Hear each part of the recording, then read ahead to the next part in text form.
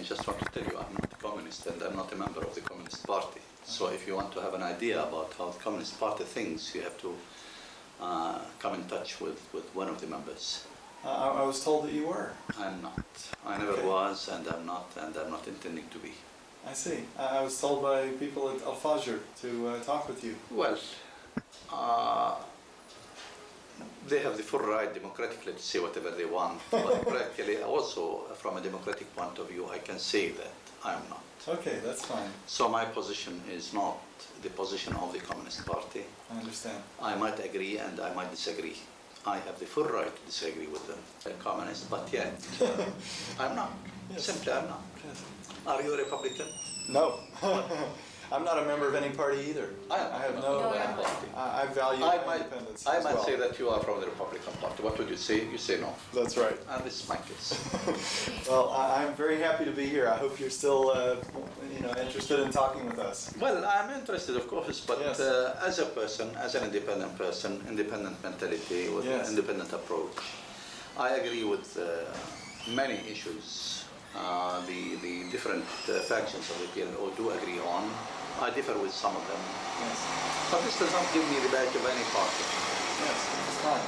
Well, perhaps you could just tell us then about your own thinking about the Intifada and the strategy of the Intifada and its strengths and weaknesses and where it can go in the future.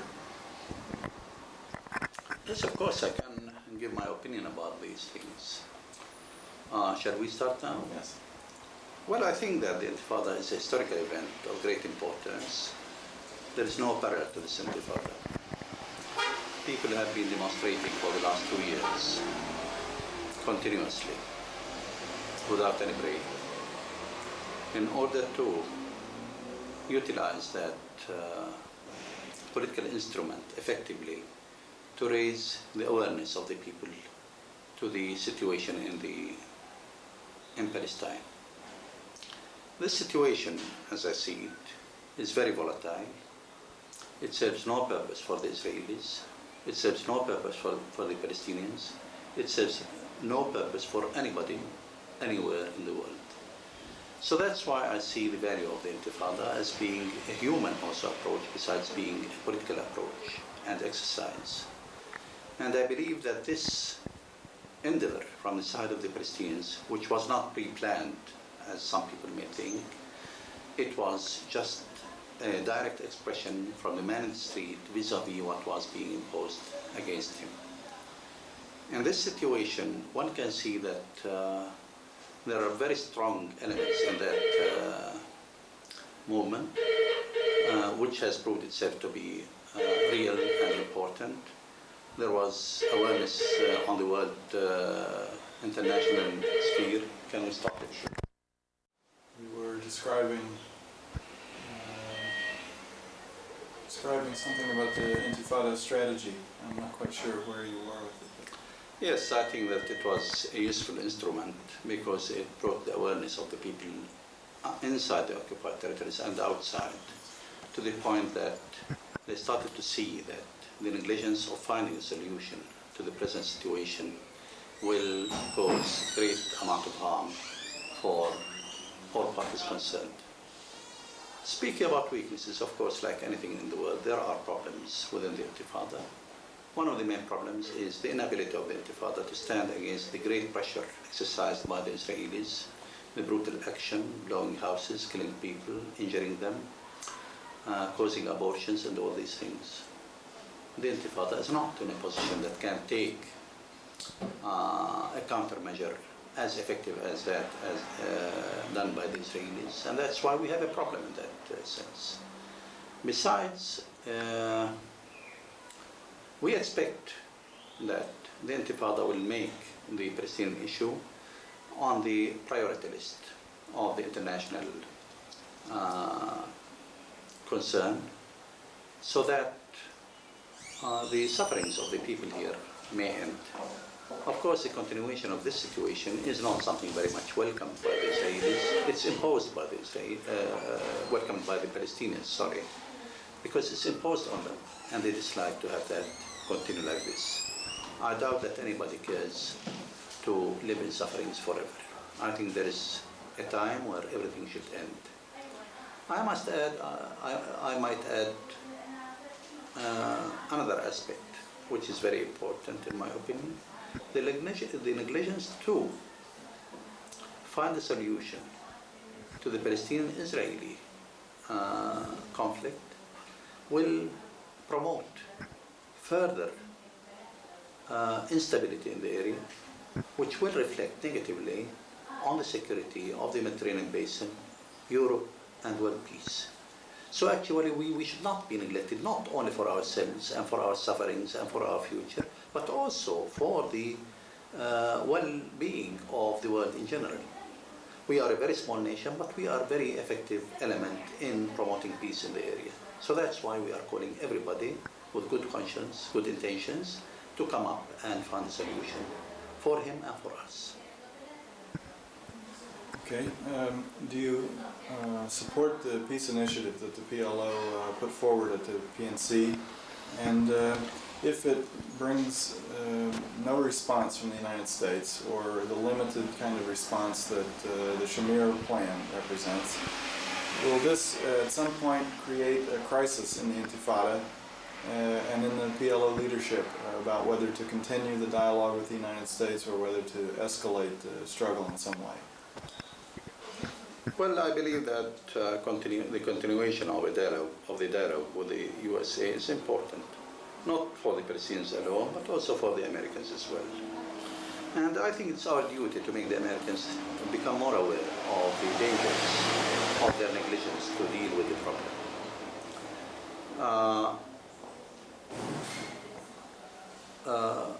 What the Palestinians would do, of course, in case the Americans continue to be negative with respect to any future settlement in the area, I think the Americans should take the burden of the consequences.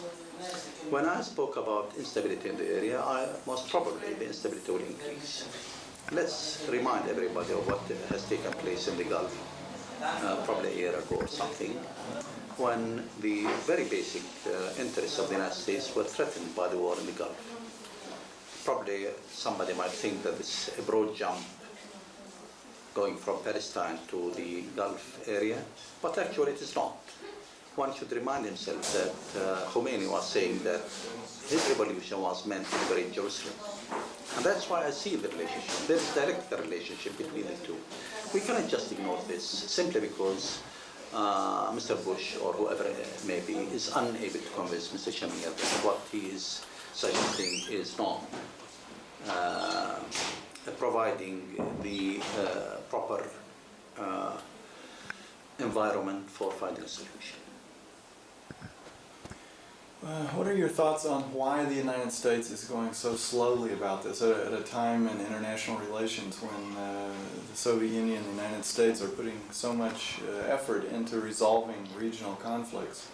Why is the United States still clinging to seemingly an outdated policy of total support for Israel rather than a more stable regime in the Middle East? I think there is a history in American policy of blackmailing the others. And I think they are trying to blackmail the Palestinians and try to blackmail even the Soviet Union. The Soviet Union has its own problems, internal problems, and the Palestinians have their intifada, and they want that intifada to bring fruits. And they want to come to a level whereby they want to have a submission from the Palestinians if no fruits come up, and to have a submission from the Soviet Union because the Soviet Union is, in the opinion of the Americans, is crippled with the situation inside the Soviet Union. If that is true, I mean, this is the American way of thinking, I think that they are deceiving themselves. One has to think in terms of reality, realpolitik. The Soviet Union is very much nearer to the Middle East than the United States is. And the Soviet Union is interested to find a solution because this is part and parcel of its restructuring of external policy, internal policy, and everything. One cannot see really that the Palestinian question is out of focus in as far as the Soviet Union is concerned. I think it's part of its very basic foreign policy. And blackmailing the Palestinians, of course, we have been blackmailed quite enough, and we are accustomed to that, but this did not stop the Palestinian struggle ever, from 1948 until now.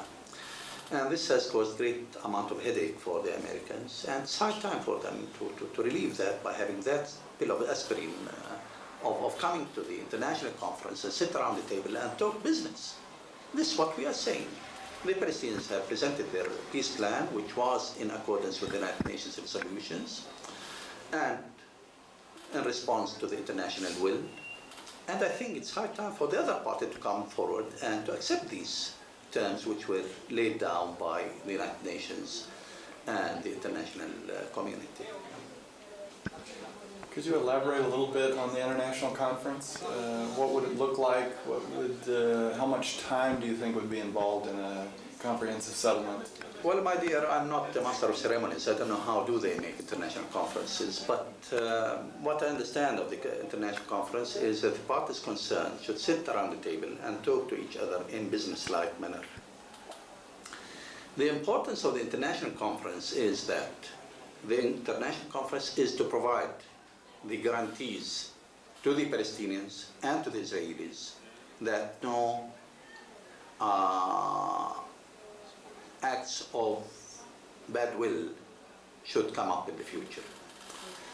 The idea is very clear. The Israelis are always speaking about their security.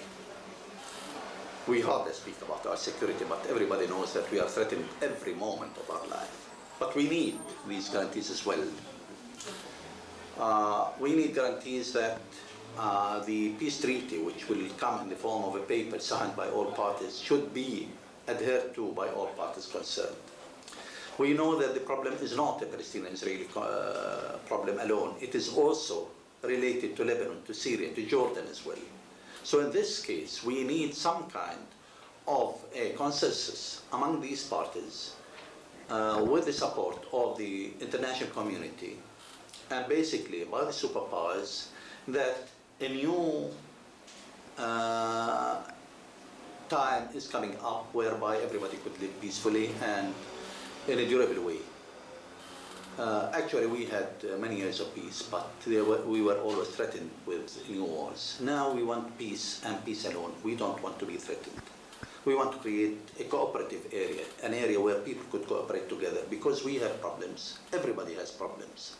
And most of these problems emanate basically from this conflict. So if we solve that conflict, a great part of these problems could be solved. That's why I speak about the international conference. I don't speak about bilateral talks. I don't think that bilateral talks are accepted even by Israel. They are neither accepting a bilateral talks with the PLO nor attending the international conference. Well, what do they want? They want to impose their own ideas on the Palestinians, which we think that we cannot accept. And that's why we are in this form of intifada. Let everybody know that we do not accept. Could you discuss your ideas about a future Palestinian state, what it would look like politically, economically, socially? Well, I have my own aspirations. I can't say how would it look really. But at least for myself, I think pluralism should exist here in the state. We have been living in a plural form. I won't say society simply because we have already many Palestinian societies inside and abroad. But I think pluralism is very important because we have developed different ideas within our context, the Palestinian context. This is one of the main important things. And when I speak about pluralism, of course, I put aside the idea of the religious state, theocracy, for example. I'm against that. Personally, I cannot see that this is a way by which we can live as human beings in the 20th century. The other thing is that we know that while we care very much about our sovereignty over our land, that it should not be abrogated or violated by any party. This is something very sacred for the Palestinians. At the same time, we believe that our independent economy is something relative. In other words, we need an independent economy in the meaning that we have the control over it, but at the same time we want to cooperate with our neighbors. There is no way that we can live alone. Nobody in the world can live alone nowadays. Everybody speaks about interdependence, and we want to live within that context of interdependence. The first people to cooperate with are our neighbors. And this means all our neighbors, not one neighbor out of this generalization. By that, I think we can live peacefully, and we can live probably at a standard where it is accepted humanly. This is my aspirations for the Palestinian state, and I hope this will be realized. Do you see a turning point in the Intifada in the next few months, or do you think it will basically continue as it has for the last few months? In other words, I sense as I travel around the West Bank and Gaza growing frustration with the slowness of the U.S. response, and a lot of disgruntlement with the continuation of the peace initiative indefinitely. How long do you think the current strategy will last, and when do you think people will demand some kind of change? I must remind you that the Intifada is influenced by many factors. Some of them are internal and others are external. Among the external factors are the position of the international community, and in particular the United States of America. When I spoke before about the blackmailing of the Americans to the Palestinians, this is part of the blackmailing process to prolong the period of dialogue before coming to a conclusion. And I believe that this is not ethical in the first place, and it would not serve the United States in the last resort. The bottom line for the Palestinians is very clear nowadays. It was pronounced by Mr. Arafat in Geneva, and it was pronounced by the PNC in Algiers in 1988. So this is the bottom line, and what is left is just to have the means, the dynamics for coming together. This is the only thing. The Americans are claiming that the Shamir plan is the dynamics to come to a conclusion, but they give no guarantees. But it's all right. If they want us to go to Shamir plan, well, we might be ready to go, provided that we have guarantees that it will lead to something real, substantial, worthwhile. But to consider the Shamir plan as an end by itself, I don't think that this is our aim. They speak about democracy and about elections. Of course, we look to these things very favorably. But this is a procedure, and this is not an objective in itself. We are not looking for our civic rights nowadays. We are looking for our political rights.